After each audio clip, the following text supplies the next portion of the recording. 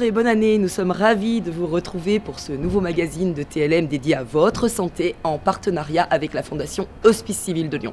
Aujourd'hui, c'est à la médecine interne que nous allons nous intéresser, une médecine polyvalente, assez peu connue. Nous rencontrerons le professeur Pascal Sève, médecin interniste à l'hôpital de la Croix-Rousse, ainsi que l'équipe du service et une patiente pour mieux comprendre cette approche passionnante que représente la médecine interne. Alors bonjour professeur Sève, alors encore plus que dans n'importe quel domaine, la définition s'impose. Qu'est-ce que la médecine interne et qu'appelle-t-on un interniste?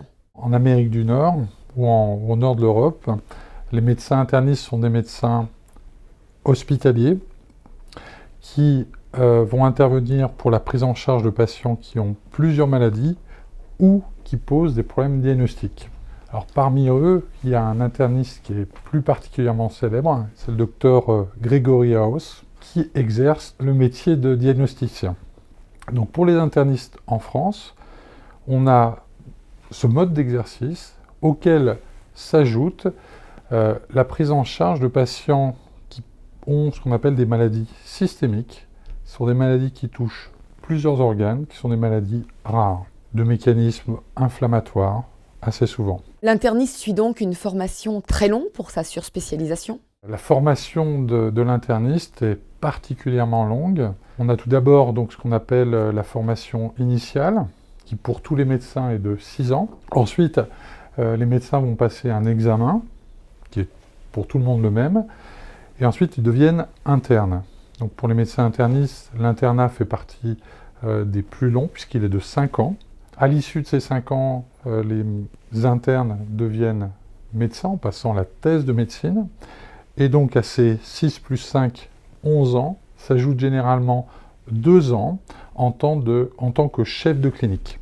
Est-ce qu'on peut comparer les médecins internistes à des décathloniens de la médecine?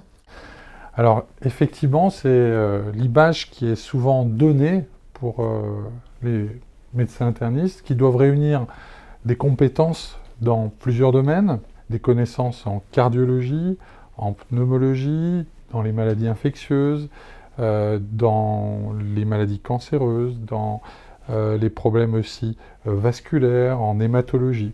Je ne les citerai pas tous. Pouvez-vous nous donner un aperçu des cas soumis à l'expertise de votre service? Je donnerai 2 exemples. Sont hospitalisés 24 patients et c'est souvent 24 pathologies différentes. Des patients qui ont des problèmes d'insuffisance cardiaque, insuffisance respiratoire, maladie du foie. Autre donc, élément de la diversité de l'exercice en médecine interne, c'est l'activité de recours. C'est des patients qui sont généralement pris en charge donc, en consultation. Et parmi ces maladies systémiques, il y a des maladies qui peuvent toucher donc, le système immunitaire, comme le lupus, la maladie de Gougerot qui donne les yeux secs et la bouche sèche. Et je dirais que c'est cette diversité qui fait l'intérêt, la richesse, à mon sens, de notre spécialité. Nous sommes ici dans un service de médecine interne, mais qui pour autant est spécialisé et même centre de référence pour 2 pathologies. Pouvez-vous nous expliquer? Tout d'abord, l'inflammation oculaire, ce qu'on appelle les uvéites, qui peuvent être liées à des maladies de système. Et d'autre part, une autre maladie qui est une maladie du système immunitaire, qui peut toucher plusieurs organes, qui s'appelle la sarcoïdose. Donc nous avons développé une activité de référence avec une collaboration sur le plan national qui nous amène à prendre en charge des patients qui viennent de la région Rhône-Alpes, mais également d'autres régions de France. La liste est longue pour l'interniste qui devient le référent pour tous les cas cités. Il voit aussi les maladies polypathologiques, c'est-à-dire atteints de plusieurs maladies, dont il faut hiérarchiser les priorités et gérer traitements et interactions médicamenteuses. Les médecins internistes ne sont donc pas des internes en médecine. En revanche, il est possible d'être interne en médecine interne. C'est le cas de Pierre Grumet qui, après 6 années d'études en médecine, poursuit par un cycle de 5 ans en médecine interne et est actuellement en 4e année d'internat à l'hôpital de la Croix-Rousse. Alors, quelle a été votre motivation pour choisir un cursus aussi long ? Ma motivation, c'était que ça m'a toujours intéressé cette spécialité parce que c'est très très varié, on voit vraiment beaucoup de choses et du coup en contrepartie c'est long parce qu'il y a énormément de choses à apprendre. Mais moi ça m'a pas bloqué plus que ça. Peut-on simplifier en disant que vous aimez les situations compliquées avec des énigmes à résoudre ? En partie, on peut dire ça, c'est un des aspects de la spécialité, mais pas que. Alors effectivement, on aime bien, quand on tombe sur des cas un peu compliqués, de chercher un peu loin et essayer de comprendre ce qui se passe, et on est surtout content dès qu'on a trouvé. Ça arrive qu'on ne trouve pas, mais dans tous les cas, c'est très formateur pour la suite et pour les prochains patients. Par définition, dans un service de médecine interne, on rencontre des patients très différents, de tous âges et atteints de tout type de pathologie. Leur point commun, ils sont tous à la recherche d'un diagnostic, d'une vérité et de solutions. Damien Decran a suivi une patiente en consultation de médecine interne après de longues années d'errance médicale. Un reportage. Bonjour Madame Aranda. Bonjour professeur. Comment ça va? Rentrez, je vous en prie. Aujourd'hui, Marie vient en consultation au service de médecine interne de l'hôpital de la Croix-Rousse pour rencontrer le professeur Broussol. Une consultation comme une simple visite de suivi, car le plus dur pour Marie est désormais derrière elle. J'étais en bonne santé jusqu'en 2007 à peu près, et j'ai commencé à tousser une toux tout à fait particulière et sèche. On n'a pas trouvé tout de suite l'origine de cette toux. J'ai fait pas mal de consultations auprès de spécialistes. J'ai passé pas mal d'examens. Malheureusement, on n'arrivait pas à déterminer l'origine de cette toux. Ainsi, pendant 3 années, Marie a vécu sans traitement efficace. Impossible de se soigner ni de comprendre l'origine de son mal, une période de fatigue et de déprime.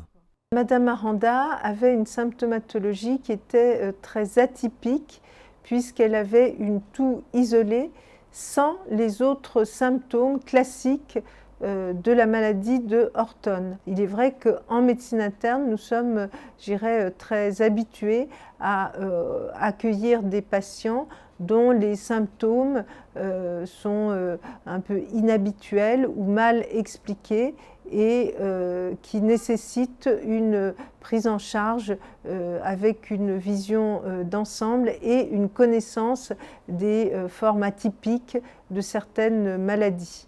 C'est en 2010, à la suite d'une analyse qui a révélé une inflammation importante dans le sang ainsi qu'une vitesse de sédimentation accélérée, qu'un rendez-vous a été pris auprès du service de médecine interne de l'hôpital de la Croix-Rousse. J'ai été reçue par le professeur Sèvres de la médecine interne de la Croix-Rousse qui a rapidement diagnostiqué la maladie d'Horton.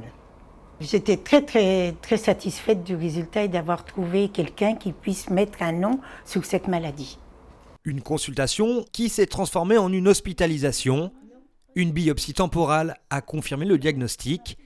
Et si Marie a enfin pu mettre un nom sur sa maladie, elle a surtout pu commencer à se soigner grâce à la mise en place d'un traitement enfin efficace. On vient de le voir, les médecins internistes ont pour objectif et spécificité d'avoir une vision transversale et globale du malade, quel que soit le motif de consultation de celui-ci.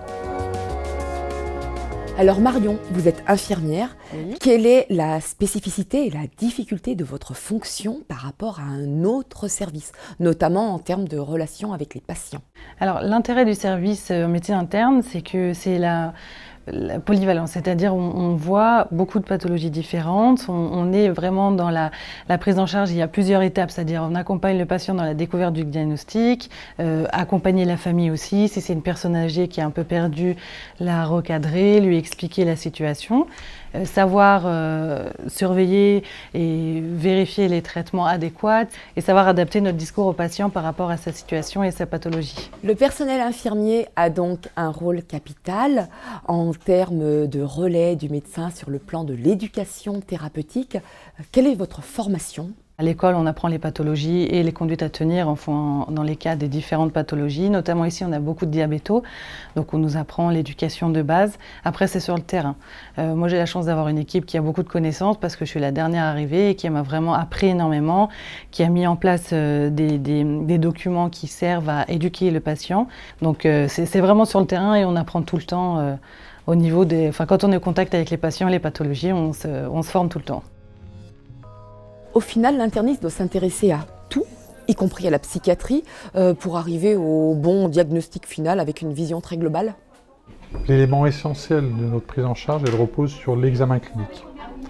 Et en particulier l'écoute attentive du patient. Ensuite, l'interrogatoire qui doit être ciblé et parfois policier et complété par l'examen physique, qui sont vraiment les éléments essentiels de la prise en charge et qui permettent parfois de faire des diagnostics inattendus et bien entendu avec pour objectif de rendre service aux patients. Les HCL se sont dotés d'une fondation qui fait appel à la générosité publique pour contribuer au financement de projets portés par les équipes médicales au bénéfice des patients. Quelle est, au sein de votre service, l'urgence à laquelle les Lyonnais, via la fondation, pourraient vous aider à répondre ? La demande a porté sur la recherche. Et la recherche sur les maladies rares dont je vous ai parlé, les maladies systémiques, et en particulier avec les deux problématiques qui sont les deux orientations du service, les uvéites et la sarcoïdose. Peu de moyens sont donnés pour la recherche dans ces maladies, à la fois pour mieux les comprendre avec l'épidémiologie, et on dispose en France d'une base de données qui est au niveau national, qui est celle de l'assurance maladie. Et pour obtenir des données au niveau de cette base, et surtout l'analyser avec des données extrêmement complexes, c'est une démarche qui est longue et coûteuse. À la base de la médecine interne se trouve donc l'écoute, à la lumière de la connaissance pour établir un diagnostic. La valeur ajoutée de cette médecine polyvalente augmente avec le temps, car la tendance est aujourd'hui de plus en plus à la médecine de spécialité. Or, l'interniste reste le seul à garder une vision suffisamment transversale. Notre émission est à présent terminée. Nous remercions tout le service de médecine interne de l'hôpital de la Croix-Rousse de nous avoir accueillis et merci à vous de nous avoir suivis. Pour plus d'informations sur la Fondation Hospice Civil de Lyon et pour contribuer au financement des nombreux projets qu'elle met en œuvre, retrouvez toutes les informations utiles afin d'envoyer vos dons déductibles de vos impôts sur le site www.fondationhcl.fr. Enfin, si cette émission vous a intéressé et que vous voulez en savoir plus, que vous avez des suggestions à nous faire, vos réactions sur les réseaux sociaux avec le hashtag Votre Santé. Le mois prochain, nous reviendrons à l'hôpital de la Croix-Rousse pour rencontrer le professeur Pierre Lantelme, chef de service en cardiologie et spécialiste de l'hypertension artérielle.